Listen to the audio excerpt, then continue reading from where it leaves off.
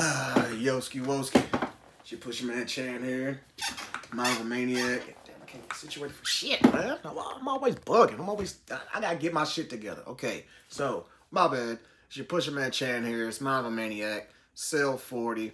And forgive me, I look and sound like shit right now because I just did another workout, the second one of the day, and yeah, a motherfucker's tired right now. So, I don't know. If you know me, any and everything I do in excess, over excess, should I say. I'm an extremist, so all I do is work out. I'm drinking coffee after a workout at nighttime.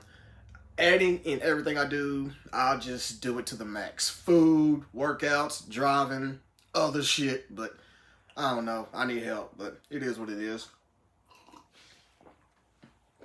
Anywho, yeah, so this one's going to be a little different take today because all I see everywhere is everybody talking about this goddamn Jeffrey Dahmer documentary. I haven't seen it. I'm not going to watch it because I just don't like shit like that. So, I don't like scary movies. I don't like serial killer shit. Like, my mom calls me a chicken shit all the time. So, you little chicken shit? So, now what? Where do we go from here? But what I gotta say about this Jeffrey Dahmer shit is we live in a small world. The reason I say that is because, and for starters, let me just say,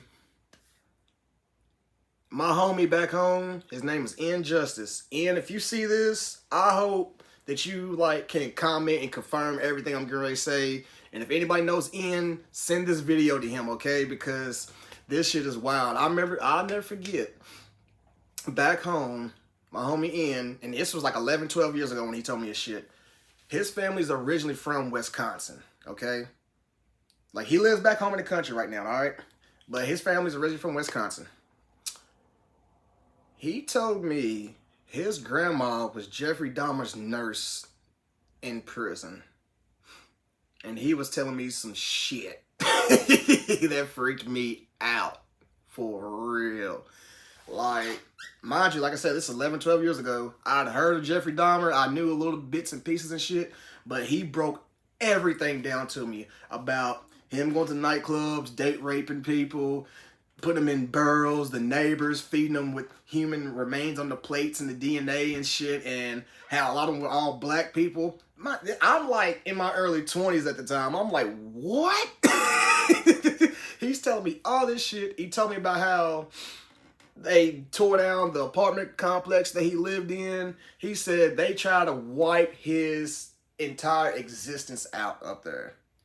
Okay? He told me this back in the day. But he told me his grandma was his nurse prison. And she said he was the sweetest person she had ever met in her entire life. Well-mannered, so polite, very nice.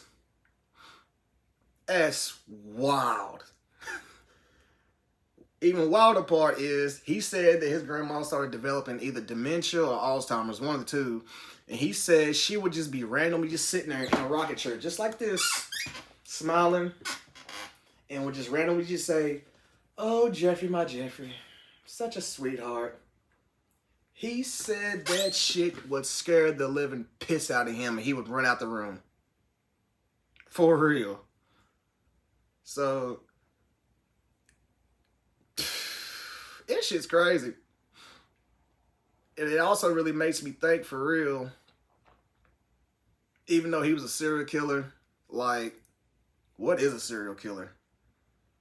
Because you got a lot of people out here in the streets that's got like 5, 10 bodies and shit just from shooting motherfuckers all the time.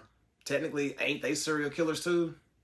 So, and a lot of people that I know that's really in the streets, they said some of these killers can be some of the funniest, hilarious motherfuckers you ever meet in your entire life.